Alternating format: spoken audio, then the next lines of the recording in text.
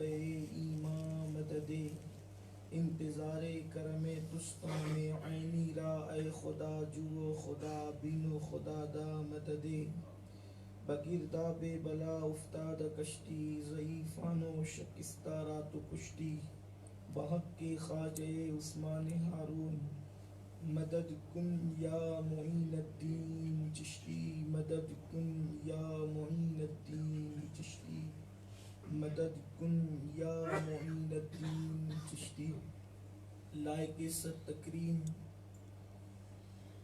پیر طریقت حضرت قاری محمد سعد قاضی صاحب زیب سجادہ خانقاہ حاضہ برادر عزیز حضرت علامہ محمد صالح صاحب اور برادر عزیز مفتی محمد عمر داؤد صاحب اور حضرت علامہ مفتی محمد معین معینی صاحب و جملہ ذوی الاحترام ذوی الاحتشام باصفا علماء کرام عرش مقام سادات اعظام حاضرین محفل السلام علیکم ورحمۃ اللہ وبرکاتہ۔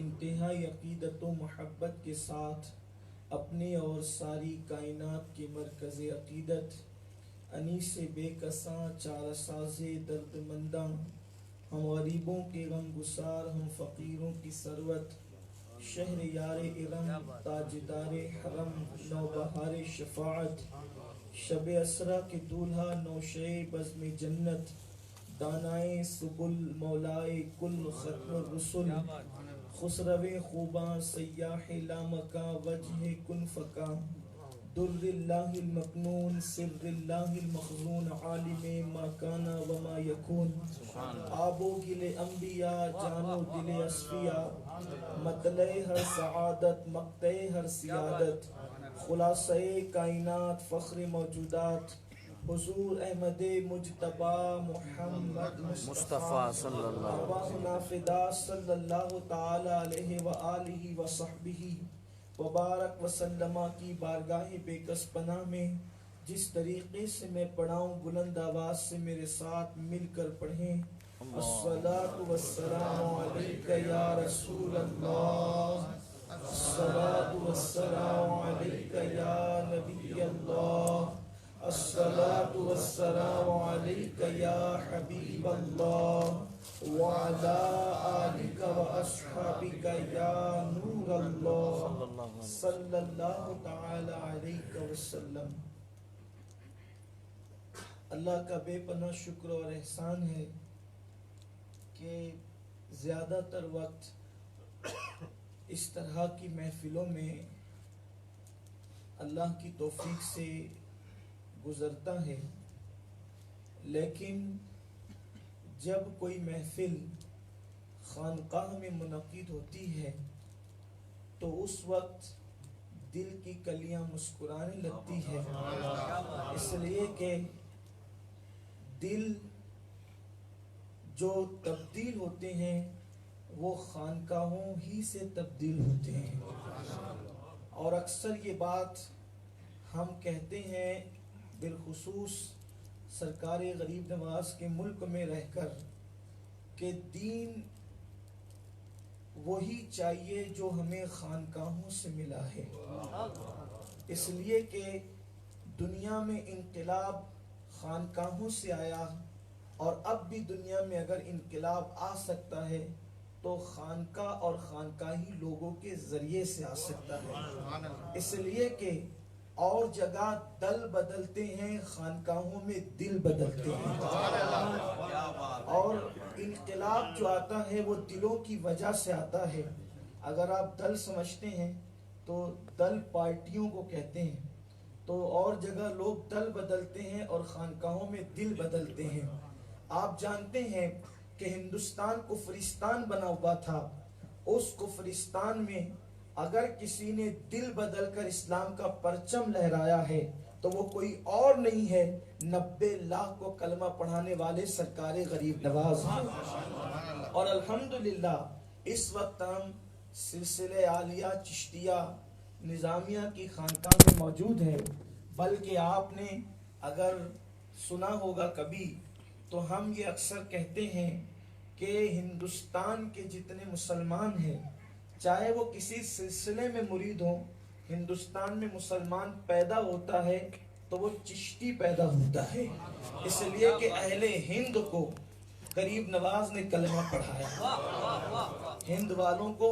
اور میں سمجھتا ہوں کہ ساؤتھ افریقہ میں بھی جو فیضان ہے وہ غریب نواز کا ہی فیضان ہے، اس لیے کہ بادشاہ پیر ہوں یا صوفی صاحب ہوں، یہ سب لوگوں کا تعلق بہرحال اس غریب نواز سے ہے جس نے 90 لاکھ کافروں کو ایمان کی دولت عطا فرمائی ہے. میرے پیارے آقا صلی اللہ علیہ وسلم کے پیارے دیوانوں، وقت مجھے جتنا دیا گیا ہے میں نے اسی پہ اپنی گفتگو کو مکمل کرنا ہے. اس مناسبت سے قرآن مقدس کی ایک آیہ کریمہ کی تلاوت کا شرف حاصل کیا ہے. اللہ تبارک و تعالی اس کے متعلق مجھے حق کہنے اور آپ تمامی حضرات کو حق سن کر اس پر عمل کرنے اور اسے عام کرنے کی توفیق عطا فرمائے. راہ پرخار ہے کیا ہونا ہے، راہ پرخار ہے کیا ہونا ہے، پاؤں افگار ہے کیا ہونا ہے، تیرے بیمار کو میرے عیسیٰ غش لگاتار ہے کیا ہونا ہے، کل وہاں دید کا دن آج یہاں آنکھ بیکار ہے کیا ہونا ہے، دل ہمیں تم سے لگانا ہی نہ تھا اب سفر پار ہے کیا ہونا ہے، دور جانا ہے رہا دن تھوڑا کوچ تیار ہے کیا ہونا ہے، اوروں سے چھپ کے کیے جس کے گناہ وہ خبردار ہے کیا ہونا ہے، کیوں رضا کڑتے ہو ہنستے اٹھو جب وہ غفار ہے، جب وہ غفار ہے کیا ہونا ہے. اللہ تبارک و تعالی اپنے مقدس کلام میں ارشاد فرماتا ہے رضی اللہ عنہم ورضوا عنہ ذالک لمن خشی ربہ، کہ وہ لوگ اللہ سے راضی ہیں اور اللہ ان سے راضی ہیں. کون؟ جو اللہ سے ڈرتے ہیں. اس وقت پوری دنیا کے اندر اگر امت مسلمہ کی زندگی کو دیکھیں تو ایسا لگتا ہے کہ پوری قوم گناہوں کے دلدل میں ڈوب چکی ہے. وہ کون سا گناہ ہے جو امت مسلمہ کے اندر موجود نہیں؟ وہ قوم جو لوگوں کے پیروں میں عشق رسول کی زنجیریں ڈال کر لوگوں کو گناہوں سے روک لیا کرتی تھی. وہ قوم جس کی نگاہوں کی حفاظت کی داستان دنیا کے اندر سنہری حرفوں سے لکھی جاتی تھی. آج اس قوم کا حال یہ ہے کہ اس قوم کے جوان کبھی زنا کے اڈوں کو آباد کرتے نظر آتے ہیں تو کبھی شراب کے اڈوں کو آباد کرتے نظر آتے ہیں. حال یہ ہے کہ جو دنیا دار کہلاتے ہیں وہ تو گناہوں کے دلدل میں ڈوب چکے ہیں، لیکن جن پر دینداری کا لیبل لگا ہوا ہے الا ماشاءاللہ اب دین ان کے ظاہر پر نظر آتا ہے، باطن میں جو ہے وہ دین نظر نہیں آتا. اقبال نے اسی لیے کہا تھا الہی یہ تیرے سادہ دل بندے کدھر جائیں، ہے درویشی بھی عیاری اور سلطانی بھی عیاری. میرے آقا صلی اللہ علیہ وسلم کے پیارے دیوانوں، ایسے وقت میں جب کہ دیندار اور دنیا دار کہلانے والا طبقہ، جبکہ سرمایہ دار زمیندار کہلانے والا طبقہ، جبکہ عوام و خواص گناہوں کے دلدل میں ڈوب جائیں، جرائم کے اندر ڈوب جائیں، انسان گناہوں کا اتنا عادی ہو جائے کہ کل تک ہمارے مفکرین کہتے تھے کہ گناہ ہمارے دروازوں پہ دستک دے رہے ہیں. اگر آج ہم یہ کہیں کہ گناہ ہمارے دروازوں پہ دستک دے رہے ہیں تو یہ بات صحیح نہیں ہوگی، اس لیے کہ گناہ ہمارے شبستانوں میں داخل ہو چکے ہیں، گناہ ہمارے گھروں میں داخل ہو چکے ہیں، جرائم ہمارے گھروں میں داخل ہو چکے ہیں. کل کا مسلمان جب سوتا تھا تو کم سے کم کلمہ پڑھ تو لیتا تھا، اور کلمہ پڑھ کر سوتا تھا اس احساس کے ساتھ کہ میں مسلمان ہوں، میری ماں نے مجھے کلمہ پڑھنے کی تلقین کی ہے کہ بیٹا زندگی کا آخری کام کم از کم کلمہ طیبہ کے حوالے سے کر لیا کرو. لیکن آج کا مسلمان جب سوتا ہے تو اس کے ہاتھ میں موبائل ہوتا ہے اور اسکرین پر گناہوں کے مناظر ہوتے ہیں، اور دیکھتے دیکھتے اس کا ہاتھ چھوٹ جاتا ہے اور اس کی آنکھیں بند ہو جاتی ہے. مجھے بتائیں، اگر وہی نیند اس کی زندگی کی آخری نیند ہو، اگر وہی آنکھوں کا جھپکنا اس کی زندگی کا آخری جھپکنا ہو، تو اللہ کی بارگاہ میں منہ کیا دکھائے گا؟ انسان اس سے کوسوں دور ہو چکا ہے، اس فکر سے کوسوں دور ہو چکا ہے. ایسے وقت میں جبکہ اللہ اکبر تاجر بھی گناہ کر رہا ہو، اہل منبر و محراب بھی گناہوں میں ڈوبے ہوئے ہوں، جبکہ اللہ اکبر میرے آقا صلی اللہ علیہ وسلم کے غلاموں، انسان غریب امیر چھوٹا بڑا مرد عورت سب جرائم میں ڈوب جائیں، اس وقت آخر کون سی ایسی چیز ہے، کون سا ایسا تصور ہے جو انسان کو گناہوں سے بچا سکتا ہے؟ تو مختصر میں ہم یہی کہہ سکتے ہیں، صرف اللہ کا خوف ہے، خدا کی خشیت ہے جو انسان کو گناہوں سے بچا سکتی ہے. اس کے سوا دنیا کی کوئی دوسری طاقت ایسی نہیں ہے جو انسان کو گناہ سے بچا سکے، جو انسان کو برائیوں سے بچا سکے. آئیے آپ دیکھیں عرب کی وہ سرزمین، اللہ اکبر، جو پتھروں کی سرزمین ہے، لوگوں کا حال یہ ہے کہ لوگ اس طرح بے خوف ہو چکے تھے کہ وہ ننگے ہو کر کعبے کا طواف کرتے تھے. ماؤں کے ساتھ کبھی کبھی وہ زنا کر لیا کرتے تھے، مائیں اپنے بچوں کو اپنی گود میں شراب پلایا کرتی تھی. حال یہ تھا کہ اللہ اکبر عورتوں کو جوئے میں ہار دیا جاتا تھا. ایسی اجٹ اور بوریا نشین قوم کو اللہ کے حبیب صلی اللہ علیہ وآلہ وسلم نے آسمان ہدایت کا ستارہ بنا دیا تھا. وہ جو نہ تھے خود راہ پر، اوروں کے ہادی بن گئے. کیا نظر تھی جس نے مردوں کو مسیحا کر دیا. آخر اللہ کے حبیب صلی اللہ علیہ وآلہ وسلم نے اس قوم کو کس طریقے سے خدا کی پہچان اور معرفت عطا کی تھی؟ تو ماننا پڑے گا اللہ کے حبیب صلی اللہ علیہ وآلہ وسلم نے خدا کی خشیت، اللہ کا خوف ان کے دلوں میں ایسے کوٹ کوٹ کے بھر دیا تھا کہ اللہ جو ظلم کرنے والے تھے وہ عدل کرنے پہ مجبور ہو گئے تھے. بتوں کی عبادت کرنے والے خدا کی بارگاہ میں سر جھکانے پہ مجبور ہو گئے تھے.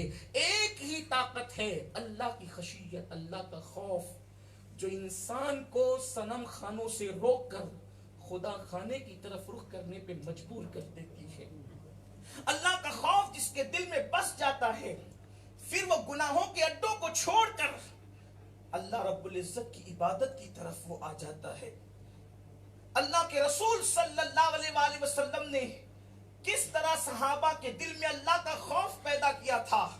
جب سیدنا فاروق اعظم کے سامنے قرآن مقدس کی ایک آیت کی تلاوت کی گئی، ان عذاب ربک لواقع، بے شک تیرے رب کا عذاب واقع ہونے والا ہے، تیرے رب کا عذاب پہنچنے والا ہے. ما لہ من دافع، اور اس کو کوئی دفع نہیں کر سکتا، ہٹا نہیں سکتا. اس آیے کریمہ کو سن کر فاروق اعظم بے ہوش ہو جاتے ہیں اور 3 دن تک کے فاروق اعظم بیمار رہتے ہیں. میں آپ سے پوچھنا چاہتا ہوں، کیا آج امت مسلمہ کے اندر یہ خوف موجود ہے، یہ خشیت موجود ہے، اللہ کا ڈر موجود ہے؟ اللہ اکبر. کبھی خوف و خشیت کی بات سنتے ہیں، اللہ کے ڈر کی بات سنتے ہیں تو تھوڑی دیر کے لیے آنکھوں میں آنسو آ جاتے ہیں، کبھی ہم لرزنے لگتے ہیں، کبھی ہم سر نیچا کرنے لگتے ہیں. سیدنا ابو درداء رضی اللہ تعالی عنہ ارشاد فرماتے ہیں، نفاق والی خشیت سے اللہ کی پناہ مانگو، نفاق والی خشیت سے اللہ کی پناہ مانگو. کسی نے کہا، اے سیدنا ابو درداء، یہ نفاق والی خشیت کیا ہے، یعنی منافقوں والی خشیت کیا ہے؟ ارشاد فرمایا، تیرا ظاہری جسم تو اللہ کے خوف سے لبریز نظر آئے اور تیرا دل فاسق و فاجر ہو. آج ہم اپنے اعمال کا جائزہ لیں، آج ہم اپنے حالات کا جائزہ لیں. آپ دیکھیں ہمارا جسم تو ایسا لگتا ہے کہ خشیت سے لبریز ہے، کیا ہمارے دل میں بھی اللہ کا ڈر ہے؟ جبکہ اللہ کے حبیب صلی اللہ علیہ وآلہ وسلم نے ارشاد فرمایا، التقوی ہاں ہونا، تقوی یہاں ہے، التقوی ہاں ہونا، تقوی یہاں ہے. ایک شخص نے اللہ کے حبیب علیہ السلام کے ظاہری دور میں گردن جھکا کر کے بیٹھ گیا تو فاروق اعظم نے اس کی گردن میں مکہ مار کر کے کہا، او مکار، تقوی گردن میں نہیں تقوی دل میں ہے. اپنی گردنوں کو جھکانے کی بجائے اپنے دلوں کو جھکاؤ. میرے پیارے آقا صلی اللہ علیہ وسلم کے پیارے دیوانوں، یہی وجہ ہے اور جگہ اور خانقاہوں میں کہ کہیں گردن جھکائی جاتی ہے، کہیں دل جھکانے کا شعور عطا کیا جاتا ہے. اس لیے اور جگہ کے بدلنے والے بگڑ سکتے ہیں، مگر جو خانقاہوں میں سنورتے ہیں پھر وہ بگڑتے نہیں ہیں بلکہ چراغ سے چراغ روشن ہوتے چلے جاتے ہیں. میرے پیارے آقا صلی اللہ علیہ وسلم کے پیارے دیوانوں، آپ دیکھ لیں غریب نواز سے لے کر مبلغ اسلام تک، مبلغ اسلام سے صوفی صاحب تک، یہ سب لوگ وہ ہیں جن کے دل کے چراغ خانقاہوں سے جلے. اس لیے کہ کتاب کسی کو اپنے جیسا نہیں بنا سکتی، مگر صاحب دل ہزاروں کو اپنی طرح بنا لیتا ہے. کیا آپ نہیں دیکھتے حضرت بختیار کاکی کو غریب نواز نے اپنی طرح بنایا تھا، نظام الدین کو اپنی طرح بنایا تھا، نصیر الدین کو اپنی طرح بنایا تھا، بندہ نواز کے سدراس کو اپنی طرح بنایا تھا، کلیم اللہ شاہ آبادی کو اپنی طرح بنایا تھا، نظام الدین کلیمی کو اپنی طرح بنایا تھا. پتا چلا کوئی کتاب کسی پڑھنے والے کو اپنی طرح نہیں بناتی، البتہ اہل دل اپنی طرح بنا لیا کرتے ہیں. اسی لیے اللہ نے صرف کتاب نہیں بھیجی. ارے جب خدا کی کتاب کسی کو اپنی طرح نہیں بناتی تو بندے کی کتاب کسی کو اپنی طرح کیسے بنا سکتی ہے؟ اسی لیے قدرت نے صرف کتاب نہیں بھیجی بلکہ صاحب دل بھیجا. اس لیے کہ کتاب کو پڑھ کے بگڑ بھی سکتے ہیں، سدھر بھی سکتے ہیں، لیکن صاحب دل کی صحبت میں بیٹھ کر کوئی بگڑ نہیں سکتا، سدھر ہی سکتا ہے. اسی لیے اللہ نے کتاب کے ساتھ مصطفیٰ جان رحمت کو بھیجا، اور وہ بھی کیسا صاحب دل. حضرت موسیٰ کہتے ہیں رب اشرح لی صدری، میرا سینہ کشادہ کر دے، اور میرے محبوب نے کہا بھی نہیں، قدرت کہتی الم نشرح لک صدرک، اے محبوب ہم نے تیرا سینہ کشادہ کر دیا.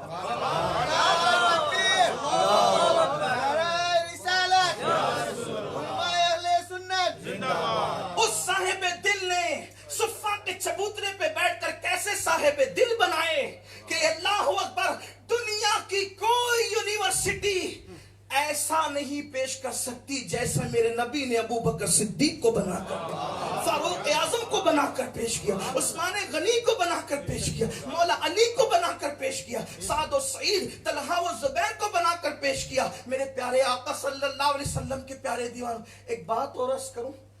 بات خانقاہ میں بیٹھے تو اس لیے عرض کر رہا ہوں کہ کوئی بھی بڑی سے بڑی درسگاہ کا فارغ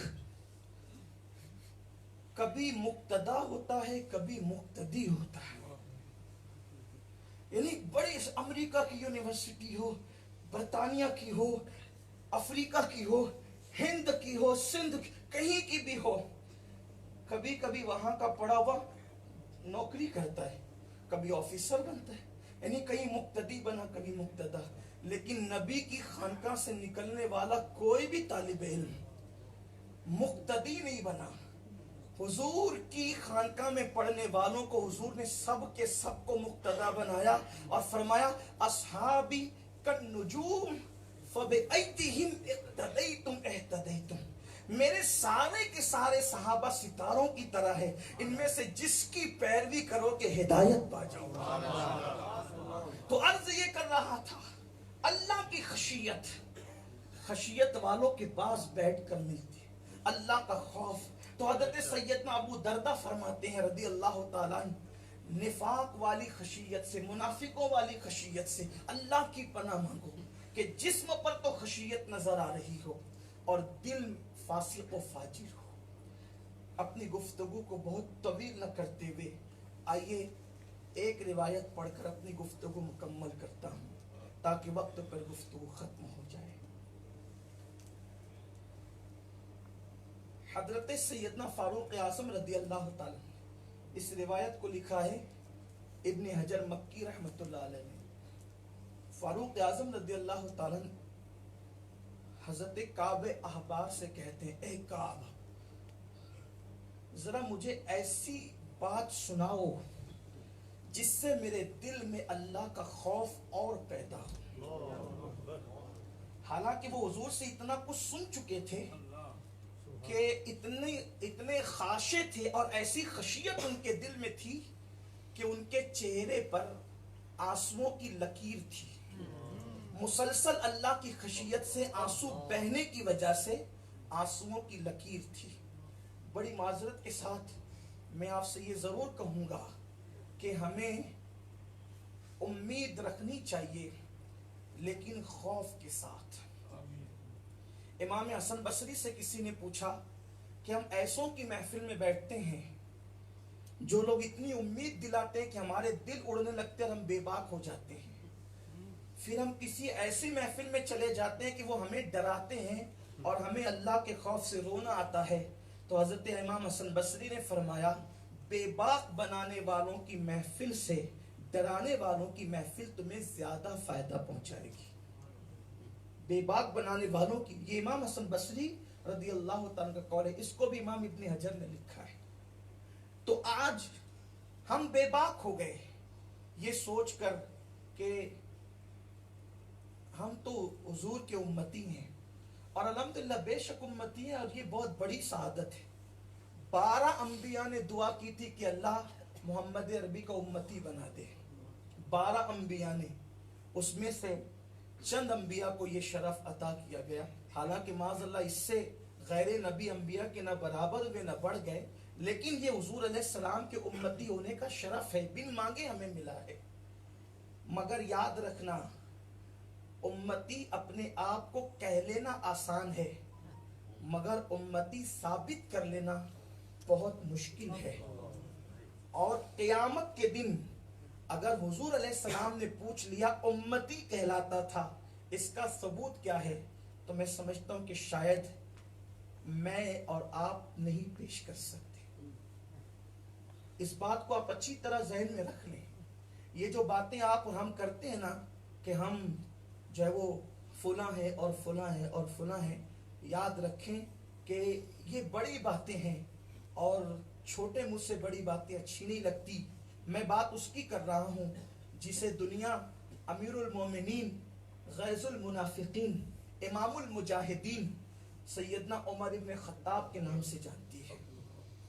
اور پھر اللہ کی خشیت اتنی کہ چہرے پر آنسو بہنے سے لکیریں بن گئی تھی. آسانی سے 1-2 دن میں نہیں بنتی لکیریں, بلکہ آنسوؤں کی لکیریں, نشان آنسوؤں کے.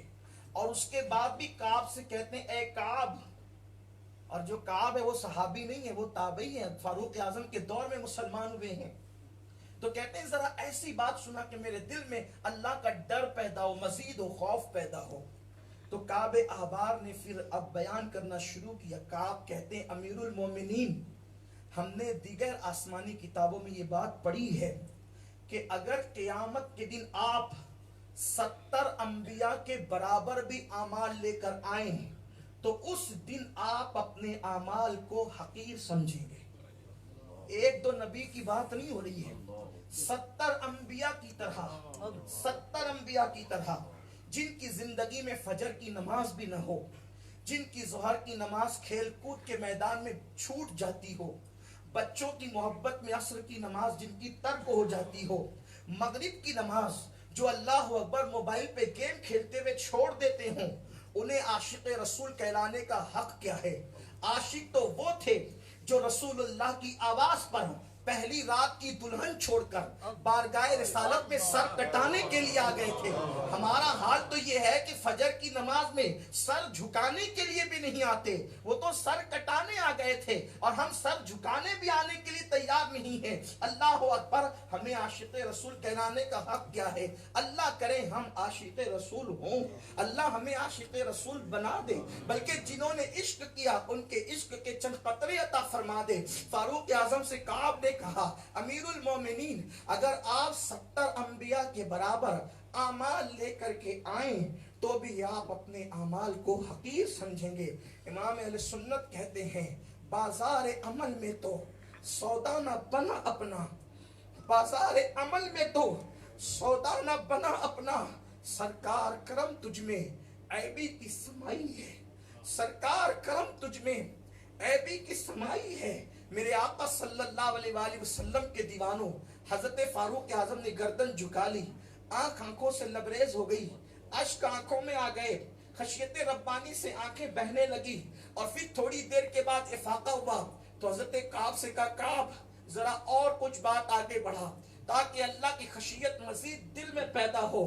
تو حضرت کعب نے کہا امیر المومنین میں نے یہ پڑھا ہے کہ جب قیامت کے دن جہنم کو لایا جائے گا، جہنم کو لایا جائے گا تو اس وقت تو کوئی نبی، کوئی مرسل، کوئی مقرب فرشتہ ایسا نہیں ہوگا جو گھٹنے ٹیک کر کے زمین پہ نہ رکھ دے، اپنے گھٹنوں کو زمین پہ رکھ کر رب نفسی نفسی نہ کہے. سوائے محمد الرسول اللہ کے سب کی زبانوں پر رب نفسی نفسی نہ آ جائے. اللہ اکبر. پھر حضرت کعب کہتے ہیں امیر المومنین آسمانی کتابوں میں ہم نے پڑھا ہے کہ جہنم کا حال یہ ہے کہ اگر جہنم کو بیل کی ناک کے ایک سوراخ جتنا اللہ تبارک و تعالی مشرق کی طرف کھول دے، بیل کے ناک کی سوراخ کی طرح اللہ اگر مشرق کی طرف کھول دے تو مغرب میں جو بندہ کھڑا ہے اس کا بھیجا ابل کر کے بہنے لگے گا. جو اپوزٹ سائڈ میں کھڑا ہوا ہے اس کا بھیجا، اور وہ بھی کتنی جہنم کھولی جائے گی، کتنی بیل کے ناک کے ایک سوراخ کے برابر اگر جہنم کھولی جائے مشرق کی طرف تو مغرب میں کھڑے ہوئے بندے کا بھیجا کھولنے لگے گا اور کھول کر کے بہنے لگے گا.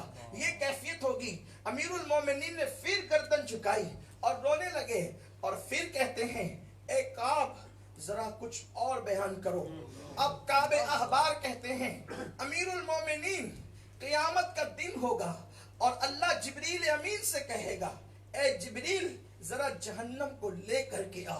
جبریل امین جب جہنم کو لانے کے لیے جائیں گے تو اللہ کے حبیب صلی اللہ علیہ وسلم کے غلاموں کعب کہتے ہیں کہ جب جہنم کو وہ لا رہے ہوں گے تو وہ 70,000 لگامیں جہنم کے منہ میں ڈال کر کے لائیں گے. اور جب جہنم کے منہ میں 70,000 لگامیں ڈال کر کے لائیں گے، جب پہلی مرتبہ جہنم بھڑکے گا، جہنم کی آگ بھڑکے گی تو اس وقت لوگوں کے دل دھڑکنے لگیں گے. جب دوسری مرتبہ جہنم کی آگ بھڑکے گی تو حالت یہ ہوگی کہ لوگوں کے دل جو ہے اللہ اکبر دہل جائیں گے. اور جب تیسری مرتبہ جہنم کی آگ بھڑکے گی تو لوگوں کے دل ان کے سینے سے نکل کر ان کے حلق میں اٹک جائیں گے. یہ کیفیت ہوگی. ابھی یہاں نمازی بے نمازی کا تذکرہ نہیں، ابھی یہاں شرابی غیر شرابی کا تذکرہ نہیں، ابھی یہاں متقی غیر متقی کا تذکرہ نہیں، ابھی یہاں قرآن کو چھوڑنے والے اور قرآن پڑھنے والے کا تذکرہ نہیں. یہ تذکرہ سب کا ہو رہا ہے، پورے میدان محشر کا ہو رہا ہے. اور محشر تو محشر ہے. کعب احبار کہتے ہیں اللہ اکبر لوگوں کے دل حلق میں اٹکیں گے سینے سے نکل کر. اور اس وقت لوگوں کی کیفیت کیا ہوگی، عوام کی کیفیت کیا ہوگی، نمازی بے نمازوں کی کیفیت کیا ہوگی. کعب احبار کہتے ہیں امیر المومنین جب جہنم تیسری مرتبہ بھڑکے گا اور لوگوں کے سینے ان کے حلق میں اٹکیں گے تو اس وقت ابراہیم خلیل اللہ جیسا پیغمبر اپنے گھٹنوں کو زمین پر رکھ کر کہے گا اللہ تو نے مجھے خلیل بنایا تھا، آج تو مجھے امان عطا کر دے، آج تو مجھے امان عطا کر دے. کون کہے گا؟ ابراہیم خلیل اللہ، اللہ کی محبت میں بیٹے کی گردن پہ چھری رکھنے والا، کعبۃ اللہ شریف کا معمار، ابو الانبیاء حضرت سیدنا ابراہیم خلیل کہیں گے مولا آج میں اپنے لیے امان چاہتا ہوں، ابراہیم کو امان دے دے. آپ سے میں پوچھنا چاہتا ہوں جو اپنی زبان سے جھوٹ بولتے وقت یہ تصور بھی نہیں کرتے کہ ہم گناہ کر رہے ہیں، جو نمازیں ترک کر کے جن کے ماتھے پر کبھی شکن بھی نہیں آتا، جو عورتوں کے ساتھ دل لگی کرتے ہیں نامحرم عورتوں کے ساتھ اور کبھی اس کو وہ گناہ بھی تصور نہیں کرتے، اس وقت تو ان کا انجام کیا ہوگا. ابراہیم خلیل کہیں گے مولا آج مجھے اپنے لیے امان مانگتا ہوں. کعب کہتے ہیں ادھر ابراہیم امان طلب کر رہے ہوں گے، ادھر حضرت موسیٰ کلیم اپنے گھٹنے زمین پہ رکھ کر کہیں گے اے اللہ جو تو مجھے طور پر بلا بلا کر محبت کی باتیں کرتا تھا، من جانب طور الایمن وقربناہ نجیہ، طور کے دائیں طرف آتا کہ میں تجھ سے راز کی باتیں کروں. حضرت موسیٰ کہیں گے اللہ وہ جو شرف ہم کلامی عطا کی تھی اسی عزت کا واسطہ آج موسیٰ کو امان دے دے. آج موسیٰ اپنے لیے امان مانگتا ہے. آپ ذرا سوچو وہ کلیم اللہ کی یہ شان ہوگی میدان محشر میں. حضرت عیسیٰ کلمۃ روح اللہ کنواری بطول مریم سے پیدا ہونے والے حضرت عیسیٰ علیہ السلام اپنے گھٹنوں کو زمین پر رکھ کے کہیں گے اے اللہ آج عیسیٰ اپنی ماں مریم کے لیے بھی کچھ نہیں مانگتا، آج مجھے اپنی ماں مریم کے لیے بھی کچھ نہیں چاہیے، آج تو صرف عیسیٰ کو امان عطا کر دے۔ یہ کیفیت انبیاء کی ہوں گی۔ حضرت فاروق اعظم رضی اللہ تعالیٰ یہ سن کر ایسے تڑپنے لگے جیسے کسی کو سانپ کاٹتا ہے تو وہ کیسے تڑپتا ہے، اس طریقے سے فاروق اعظم رضی اللہ تعالیٰ تڑپنے لگے۔ میں آپ سے پوچھنا چاہتا ہوں قیامت کے دن جب انبیاء کی یہ شان ہوگی تو کیا کبھی ہم نے تصور کیا کہ ہمارا حال کیا ہوگا، ہماری کیفیت کیا ہوگی؟ اس دن کا خوف، اس دن کا ڈر ہمارے دلوں سے نکل گیا ہے، اور ہم اب یہ نہیں سوچتے کہ ہم جو گناہ کرتے ہیں، برائیاں کرتے ہیں، پاپ کرتے ہیں، جرائم کرتے ہیں، اس کا انجام کیا ہوگا۔ حضرت سیدنا عبداللہ ابن عمرو ابن عاص فرماتے ہیں کہ اللہ کے خوف میں ایک آنسو کا بہا لینا میں 1000 دینار صدقہ کرنے سے بہتر سمجھتا ہوں، یعنی سونے کے 1000 سکے صدقہ کرنے سے بہتر سمجھتا ہوں کہ اللہ کے خوف سے میں ایک آنسو بہا لوں، اس لیے کہ اللہ کی خشیت سے جس کی آنکھ سے مکھی کے سر کے برابر بھی آنسو نکلے، اللہ تبارک و تعالیٰ اس کے چہرے پر جہنم کی آگ کو حرام فرما دیتا ہے۔ میرے پیارے آقا صلی اللہ علیہ وسلم کے پیارے دیوانوں، آپ اندازہ تو فرمائے آج وہ خشیت، وہ خوف ہمارے دلوں سے نکل گیا ہے۔ ہم تنہائیوں کے اندر کتنے جرائم کرتے ہیں، کتنے گناہ کرتے ہیں، بلکہ ہماری بولیاں ولیوں کی طرح ہے اور ہماری زندگی شیطان کا ننگا ناچ بن چکی ہے۔ ہماری زندگی میں وہ خشیت نہیں، ہماری زندگی میں وہ خوف نہیں۔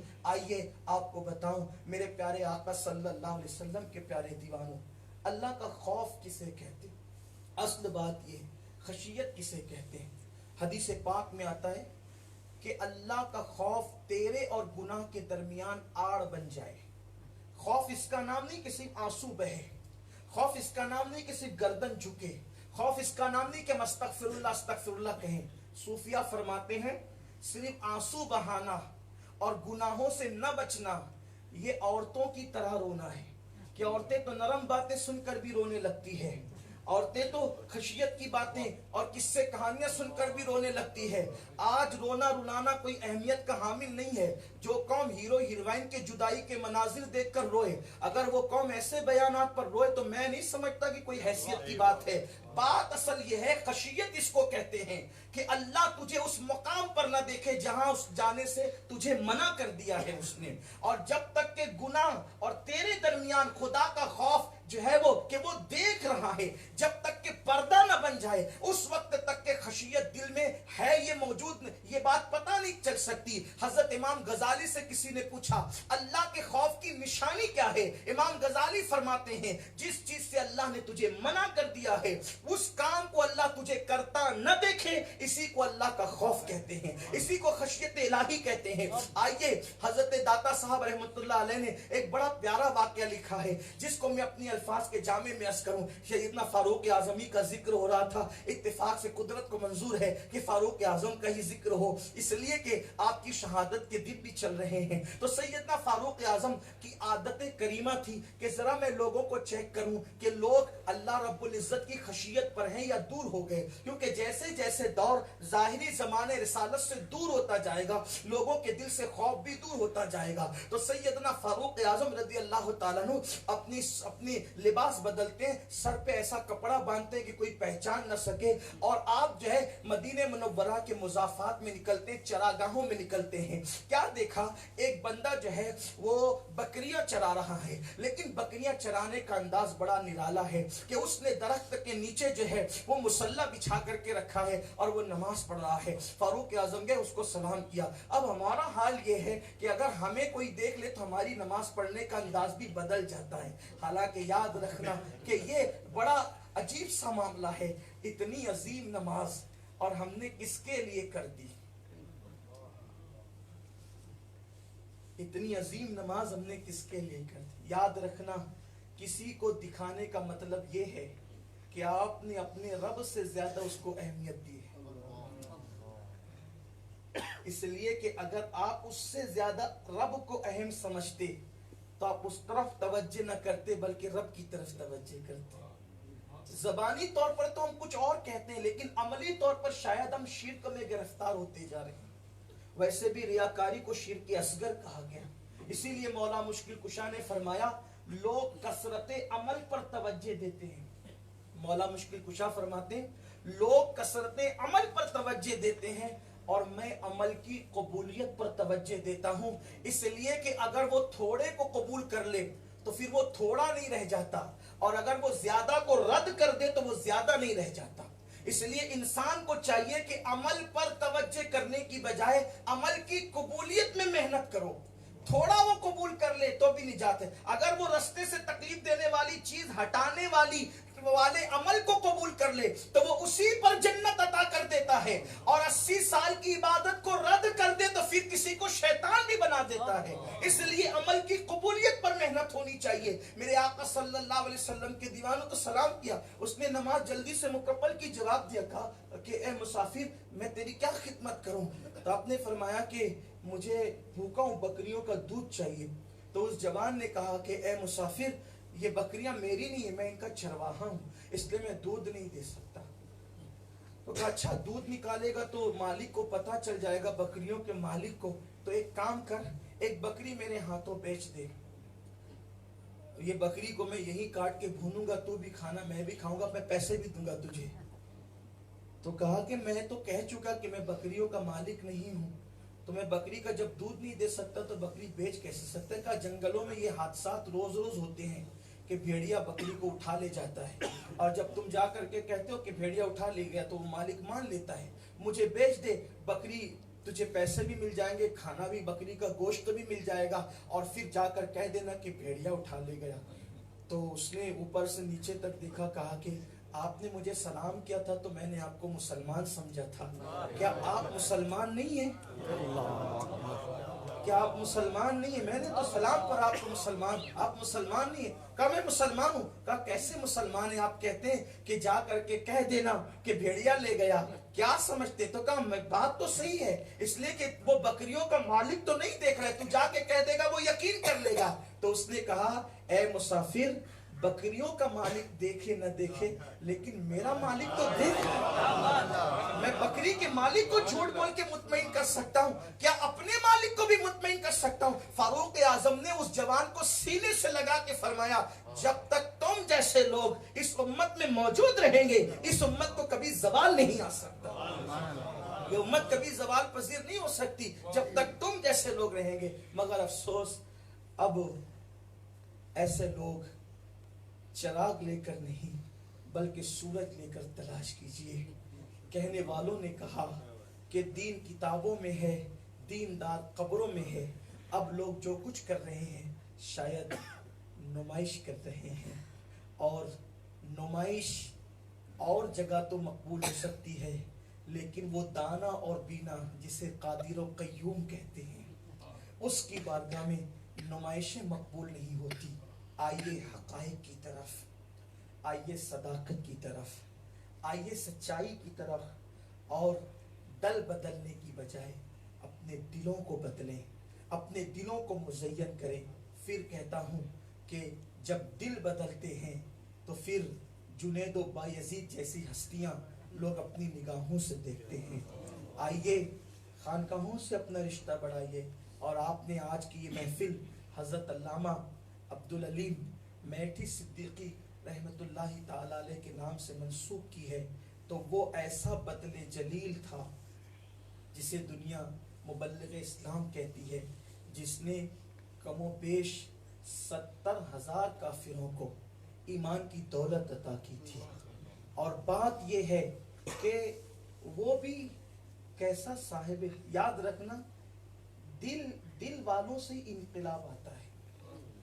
اہل زبان ہمیشہ پیچھے رہے ہیں اہل دل سے اس لیے کہ اہل زبان کا اثر کانوں تک ہوتا ہے اور اہل دل کا اثر دل تک ہوتا ہے.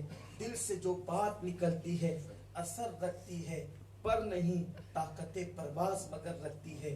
علامہ عبدالعلیم میٹھی صدیقی رحمت اللہ علیہ ایک صاحب دل بندے کا نام ہے جس نے پوری دنیا کا دورہ کیا لیکن کبھی خود کا مکان بھی نہیں خریدا، کرائے کے مکان میں پوری زندگی گزاری، اور ان اجریہ الا علی اللہ کی گویا کہ آپ نے عملی تفسیر بننے کی مکمل کامیاب کوشش کی ہے۔ اللہ اکبر۔ اور یہ بات، دراصل یہ بات ہمیں ہمارے بزرگوں سے، میں بڑی معذرت کے ساتھ واللہ میں کسی کو ٹارگٹ کر کے گفتگو کرنے کو غیبت تصور کرتا ہوں، لیکن ایک جنرل بات کہہ رہا ہوں، ہم اللہ کے لیے کیا کرتے ہیں؟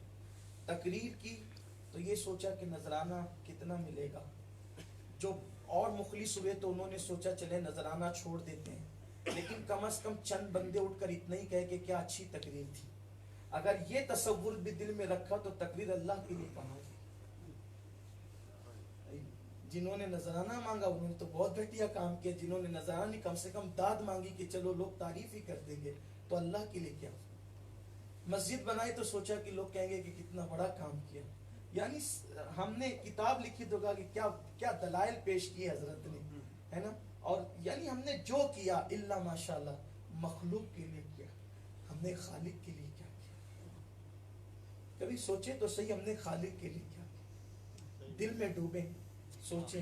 صحابی کی نیت بدل جائے، جبکہ صحابہ سے بہتر مخلوق انبیاء کے بعد روئے زمین پر کوئی نہیں ہے۔ اگر صحابی کی نیت بدل جاتی ہے تو 500 کلومیٹر کا سفر ان کا مہاجر ام قیس کہلانے میں صرف ہو جاتا ہے نا؟ بخاری شریف کی حدیث ہر مرتبہ پڑھتے پڑھاتے ہیں کہ ایک صاحب نے مکے سے ہجرت کی مدینہ منورہ، بس نیت یہ تھی کہ ایک عورت سے محبت ہے تو اس سے شادی بھی ہو جائے گی اور ہجرت بھی ہو جائے گی۔ حضور نے منبر پہ تشریف لا کے فرمایا جس نے اللہ کے لیے ہجرت کی اس کے لیے اللہ اس کا رسول ہے، جس نے دنیا اور عورت کے لیے ہجرت کی اس کے لیے دنیا اور عورت ہے۔ یہ حدیث تو پہلی حدیث ہے، بخاری شریف میں بھی ہے، مسلم شریف میں بھی ہے، بہت پڑھتے پڑھاتے ہیں۔ اتنی مخلص ہستیاں اگر ان کی نیت بدل جائے تو ساری زندگی اور اب تک وہ مہاجر ام قیس کہلائیں۔ اگر اپنی نیتیں بدلے تو ہمیں کب عمل کام آنا ہے؟ ہم نے اللہ کے لیے کیا کیا؟ لیکن اللہ اکبر، آپ دیکھیں یہ فکر کہ دین کا کام یا ہر نیکی اللہ کے لیے، بلکہ زندگی پوری اللہ کے لیے، وَمَحْيَايَ وَمَمَاتِي لِلَّهِ رَبِّ الْعَالَمِينَ، زندگی اور موت سب اللہ کے لیے ہو۔ آپ اجمیر شریف جائیں، اجمیر شریف میں غریب نواز کی مسجد تو ملے گی، غریب نواز کا کوئی مکان نہیں ملے گا۔ آپ جائیں دیکھیں، ڈھونڈ لیں اجمیر شریف، گیاسپور جائیں دلی میں، حضرت محبوب الہی کی بنائی ہوئی مسجد تو ملے گی، محبوب الہی کا کوئی مکان نہیں ملے گا، محل نہیں ملے گا آپ کو۔ بختیار کاکی کی بنائی ہوئی مسجد، لکھا ہوا قرآن تو آپ کو مل سکتا ہے، لیکن کبھی آپ کو وہاں ان کا کوئی محل مکان یا ان کی کوئی دکان نہیں ملے گی۔ کیوں؟ اس لیے کہ وہ کتنے اللہ کے برگزیدہ بندے تھے کہ انہوں نے جو کیا خالص اللہ کے لیے کیا، خود کا مکان بھی نہیں بنایا۔ حالانکہ یہ تقوی ہم اختیار نہیں کر سکتے، مجھے پتا ہے ہم اس حیثیت کے لوگ ہے بھی نہیں، لیکن کم سے کم کچھ تو اللہ کے لیے کریں۔ مبلغ اسلام نے پوری دنیا کا دورہ کیا ہے، اور وہ بھی ان حالات میں دورہ کیا ہے جب دنیا دوسری عالمی جنگ میں مصروف تھی۔ اس وقت مبلغ اسلام نے پوری دنیا کا دورہ کیا، اور خدا کی قسم کیا انداز سے دورہ کیا ہے، اور کس یقین سے دورہ کیا ہے، کس شان سے دورہ کیا ہے کہ جہاں گئے ہیں تو کسی کے بلاوے پر نہیں گئے ہیں۔ اگر دعوت نامے میں ہمارا نام کسی خطیب سے نیچے آ جائے تو ہمارے ماتھے پر شکن آ جاتا ہے کہ میرا نام فلاں سے نیچے لکھا، جبکہ اس کی اوقات میرے سامنے کیا ہے۔ لیکن مبلغ اسلام دعوت پر نہیں گئے ہیں، اس لیے کہ داعی کو دعوت کی کیا ضرورت ہے، داعی کو دعوت کی کیا، بغیر دعوت تشریف لے گئے ہیں۔ اور حال یہ ہے گئے ہیں تو ساحل سمندر سے اکیلے بستی میں گئے ہیں، اور جب لوٹے ہیں تو سینکڑوں کا مجمع لے کر کے لوٹے ہیں۔ خود اعلان کیا ہے، ایک اسلامی جو ہے وہ اسکالر آیا ہے، وہ تقریر کرے گا، خطاب کرے گا، اور اس کے بعد جو ہے وہ لوگ آتے اور گفتگو سنتے، لیکن ایسا دل نشین انداز ہوتا کہ لوگ آتے تو مجمع میں ایک بھی مسلمان نہیں ہوتا، اور جب جاتے تو کئی لوگ رسول اللہ کا کلمہ پڑھتے ہوئے جاتے۔ وقت تو مکمل ہوا ہے، میں صرف ایک بات اور عرض کر کے اپنی بات مکمل کرتا ہوں۔ آپ کی ملاقات جو ہے وہ برنارڈ شاہ سے ہوئی، اور اس نے بہت ساری گفتگو آپ سے کی۔ پوری دنیا کے مفکرین، پوری دنیا کے بڑے بڑے اسکالر، اور ہر مکتبہ فکر کا آدمی یہ کہتا ہے کہ برنارڈ شاہ نے یہ کہا اور یہ کہا اور یہ کہا، لیکن کس سے متاثر ہو کر کہا؟ یہ تو لوگ نہیں بتاتے، ڈنڈی مار جاتے ہیں اس میں۔ برنارڈ شاہ نے جو بات کہی تھی کہ مستقبل میں پوری دنیا کا مذہب اسلام ہوگا اور اسلام سب سے بہترین مذہب ہے، یہ جو بات اس نے کہی تھی وہ کسی اور سے متاثر ہو کر نہیں کہی تھی، وہ حضرت مبلغ اسلام علامہ عبدالعلی میٹھی صدیقی رحمت اللہ تعالیٰ علیہ سے متاثر ہو کر کے اس نے یہ بات کہی تھی۔ آپ سوچیں اتنے بڑے مفکر کو متاثر کرنا آسان بات نہ تھی، اور جو میں نے بار بار یہ بات کہی نا کہ علامہ عبدالعلی میٹھی صدیقی صاحب دل تھے، اس کی وجہ یہ ہے کہ جو اہل دل ہوتا ہے اسی کے پاس یقین ہوتا ہے۔ اور انقلاب بھی جو ہے نا، انقلاب یہ قلب والوں سے آتا۔ میں نے جو بات کی آپ کو، ایک مرتبہ کسی نے حضور مبلغ اسلام سے کہا حضرت بہت ڈر لگتا ہے کہ ایمان پر خاتمہ ہوگا کہ نہیں ہوگا، آپ میرے لیے دعا کریں کہ اللہ میرا خاتمہ ایمان پہ فرمائے۔ کتنا یقین تھا مبلغ اسلام کو اپنے کریم آقا کی رحمتوں پر، فرمایا میاں جاؤ ایمان پر ہی خاتمہ ہوگا انشاءاللہ۔ اس کی وجہ یہ ہے کہ وہ اور لوگ ہوتے ہیں جو دے کر واپس لے لیتے ہیں، کریم کی شان نہیں ہے کہ وہ دے کر واپس لے لے۔ کیا تم نہیں جانتے کہ ایمان کسی ایرے گہرے سے نہیں ملا بلکہ ایمان آمنہ کے لال سے ملا جو کریم ہے؟ اور وہ کہتے ہیں کہ دیکھو ہمارے مرشد اجازت اعلیٰ حضرت نے یہ کہا، تو نے اسلام دیا، تو نے جماعت میں لیا، تو کریم اب کہیں پھرتا ہے عطیہ تیرا، کہ یا رسول اللہ ایمان آپ نے دیا ہے، اسلام میں آپ نے لیا ہے، اب آپ کریم ہے، آپ کی دی ہوئی نعمت آپ کبھی چھینا نہیں کرتے۔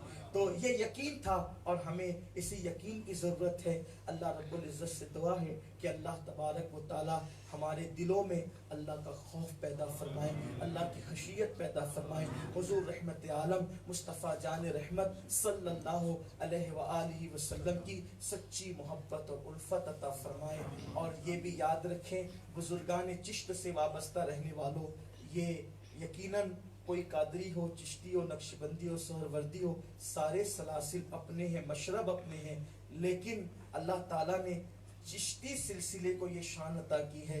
حضرت نصیر الدین چراغ دہلوی کہتے ہیں، بس اسی پہ آپ دھیان سے سنیں چشتیوں کی شان کیا ہے۔ فرماتے ہیں ہم اپنے لیے، اپنی ذات کے لیے کبھی کسی سے نہیں لڑتے، اس لیے کہ اپنی ذات کے لیے لڑنا انسانوں کا نہیں بلکہ کتوں کا کام ہے۔ اور فرماتے ہیں کہ عبادت، نفلی روزے، نفلی نمازیں، بلکہ تلاوت قرآن، یہ تو بوڑھی عورتیں بھی کر لیتی ہے، یہ تو بوڑھی عورتیں بھی کر لیتی ہے۔ بااخلاق ہو کر خالق کے لیے مخلوق سے محبت کرنا یہ مردوں کا کام ہے، یہ مردوں کا کام ہے۔ اور آپ کا جو جملہ نقل کر کے بات مکمل کرنے چلا وہ یہ ہے، حضرت نصیر الدین چراغ دہلوی کہتے ہیں بابا ہم چشتی لوگ ہیں، ہم صوفی لوگ ہیں، یعنی اپنے آپ کو صوفی کہنا یہ کوئی عیب بھی نہیں ہے، کہتے ہیں ہم چشتی لوگ ہیں۔ الحمدللہ تعالی ہم لوگ مرید قادری سلسلے میں ہیں، لیکن چشتی سلسلے کی خلافت و نسبت بھی حاصل ہے، اور ایک جگہ سے نہیں کئی جگہ سے ہم اس پر ناز کرتے ہیں۔ اور ظاہر سی بات ہے، میں کہہ چکا کہ ہندوستان میں پیدا ہونے والا بچہ جیسے مسلمان پیدا ہوتا ہے ویسے چشتی پیدا ہوتا ہے، تو ہر بندہ وہاں پہلے چشتی ہے بعد میں سب کچھ ہے۔ تو عرض یہ کر رہا تھا کہ حضرت خواجہ نصیر الدین چراغ دہلوی نے فرمایا بابا، عوام سے مخاطب کر بابا ہم چشتی لوگ صوفی لوگ ہیں، ہمارے سامنے کیچی کی بات مت کیا کرو، ہمارے سامنے سوئی دھاگے کی بات کیا کرو، اس لیے کہ کیچی ایک کو دو کر دیتی ہے اور سوئی دھاگا دو کو ایک کر دیتا ہے۔ ہم لوگ ایک کو دو کرنے والے نہیں ہیں بلکہ دو کو ایک کرنے والے ہیں، اس لیے کہ جب ہم لوگوں کے دلوں کو جوڑیں گے تو اسی وقت انقلاب آئے گا۔ سرکار غریب نواز نے کیا جوڑا ہے، کبھی کوئی آتا نا مناظرے کے لیے، بڑے بڑے پنڈت آتے کہ مناظرہ کرنا ہے، فرماتے بہت دور سے آیا ہے، سفر کی تھکن ہے، جا پہلے کھانا کھا کے آرام کر، بعد میں دیکھیں گے۔ جب غریب نواز کا یہ اخلاق دیکھتا تو وہ مناظرے کے بغیر اسلام کے قریب آنے میں مجبور ہو جاتا۔ وقت ہوتا تو میں اس گراہ کو بھی کھولتا اور آپ کو بتاتا کہ سرکار غریب نواز نے اسلام کیسے پھیلایا ایسے لوگوں کے درمیان. اللہ اکبر. لیکن بس میں اپنا وقت مکمل ہو بلکہ اس سے کچھ وقت زیادہ ہو گیا ہے. میں اس کے لیے آپ سے معذرت چاہتا ہوں. آپ کی مصروفیتوں کا بھی خیال ہے. اللہ سے دعا کرتا ہوں اللہ تعالیٰ میرا یہاں آنا قبول فرمائے. گفتگو کے درمیان اگر کوئی غلطی ہو گئی ہو اللہ اپنے حبیب صلی اللہ علیہ وآلہ وسلم کے صدقہ تو معاف فرمائے. استغفر اللہ ربی من کل ذنب واتوب الیہ وما علینا الا البلاغ. السلام علیکم ورحمۃ اللہ.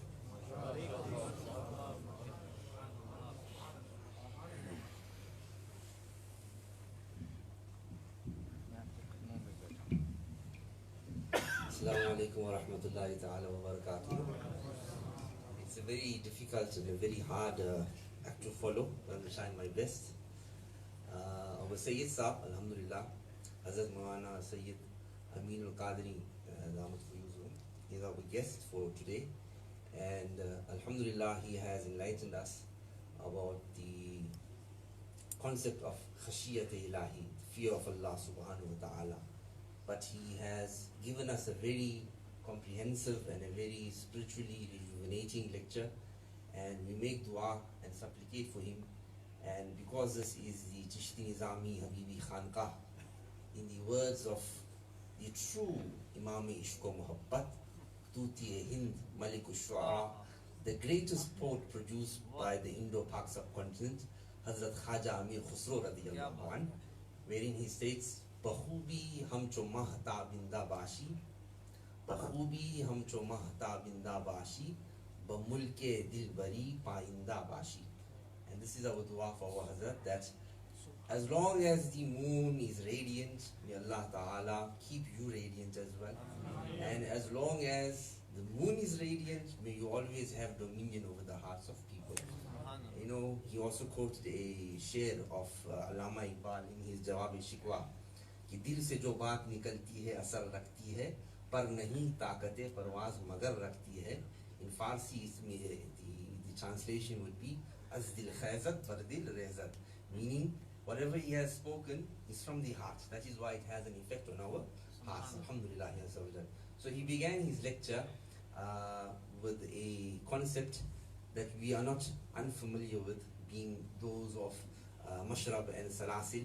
The concept is that Khusham Masjido Mimbaru Khanqah hai ki dar virde-i qilo qale Muhammad, that he has praised the system of Khanqahs. The system of Khanqahs that you and I belong to has produced Baba Fariduddin Masood Ganj Shakar, Khaja Qutbuddin Bakhtiyar Kaki, Hazrat Sabir Pak, Hazrat Khaja Nizamuddin Awliya, Hazrat Khaja Nasiruddin Chirag Delvi, Hazrat Shah Kalimullah Jahan Abadi, and many great and illustrious awliya kiram. And the point that he made was, from one Khaja, so many Khajas were produced. From one Khaja, Khaja Gharib Nawaz, so many Khajas were produced, and it happened in a Khanqa.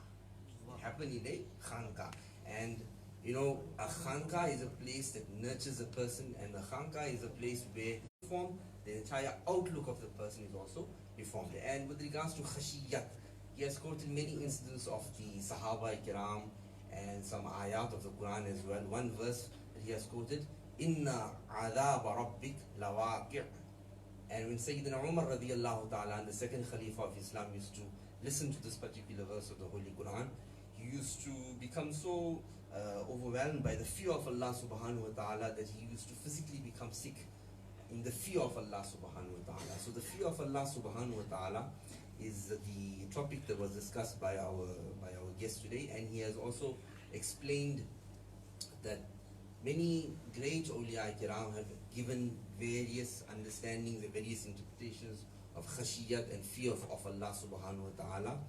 The most basic one that I'm going to convey to you is that Imam Hasan al-Basri radiyallahu anh, I think it was Imam Hasan al-Basri radiyallahu anh, he has stated that he was asked that what is khashiyat, what is fear of Allah subhanahu wa ta'ala, and he responded and he said that fear of Allah subhanahu wa ta'ala means to forsake whatever Allah ta'ala has prohibited. Fear of Allah subhanahu wa ta'ala means to forsake whatever Allah ta'ala has prohibited. So this is one of the examples quoted by our guest here today, and he spoke about Hazrat Maulana Abdul Halim Siddiqui alayhi rahma. And Hazrat Maulana Abdul Halim Siddiqui Meriti alayhi rahma, as you know, is one of the great servants of our deen, and Ala Hazrat Azim Martabat Azim Barakat Ash-Shah Muhammad Raza radiyallahu anh had blessed him with his khilafah as well. And alhamdulillah, the great grandfather of this Khanqah, Hazrat Maulana Bashir Siddiqui alayhi rahma, was the blood brother of Hazrat Maulana Abdul Halim Siddiqui Meriti alayhi rahma. And our Shaykh Tariqat, Hazrat Muin Qazi Sahab alayhi rahma, was gained much fuyuz and barakat from Muballigh Islam Hazrat Maulana Shah Ahmad Nurani Siddiqui alayhi rahma. So this Khanqah and Hazrat Maulana Shah Abdul Halim Siddiqui alayhi rahma, Choli Daman ka saath, you know. So they are synonymous. You can't separate Maulana Abdul Halim Siddiqui from this Chishti Nizami Khanqah. And as you know, in South Africa as well, we have received the barakat of Sayyidina Muballigh Islam Maulana Abdul Halim Siddiqui alayhi rahma. He has, this particular mehfil was, is with regards to his Ul Sharif also, which occurs in this month of Zul Hijjah. He has passed away in the blessed city of Madinatul Munawwara. And our Nabi sallallahu alayhi wa sallam has said in the hadith, Man istata'a minkum ay yamuta fil madina falyamut fa inni sa'akun lahu shafi'an wa shahidan yawm al-qiyamah. That if any of you have the ability to pass away in the city of Medina, do so, because in the day of Qiyamah I shall be a witness and I shall be testimony to the iman of that particular person. So Sayyidina Maulana Abdul Halim Siddiqui Meriti alayhi rahma, he passed away in the city of Medina Sharif, and that is the honor that Allah Ta'ala has blessed him with. George Bernard Shaw was a very great thinker of the past century, and the interaction between Hazrat Maulana Abdul Halim Siddiqui with George Bernard Shaw led him to say and proclaim that the future world religion is Islam. The future world religion is Islam, based on his interaction with Hazrat Maulana Abdul Halim Siddiqui alayhi rahma, his akhlaq, his mannerism, his teaching, his disposition. And at the end, Hazrat has quoted or has explained to us the great standing of the Silsila Chishtiya Bihishtiya. And alhamdulillah, we are honored to be linked to the Silsila Aliyah Chishtiya Bihishtiya, and the qawl of Hazrat Khaja Nasiruddin Chirag Dehlavi radiyallahu ta'ala an, that we are Sufi, we Chishtis are Sufis, meaning we are peace-loving people. Kenji ki baat mat karo, don't talk about breaking, don't talk about division, but talk about mending and bringing together. Hazrat Maulana Jalaluddin Rumi alayhi rahma, in his Masnavi Sharif, has explained this also. He has said, Tu birae wasla kardan amadi, na birae fasla kardan amadi. You have come to join, you have not come to separate. So that was the last quotation of our guest here. We pray that Allah subhanahu wa ta'ala blesses him with barakah in this world and the hereafter. And on behalf of Islamic Lifestyle Solutions, we'd like to thank the Chishti Nizami Habibi Khanqah for hosting our Hazratu as well. And may Allah subhanahu wa ta'ala bless you as well for taking your time out and attending this function. Shukran wa salatu.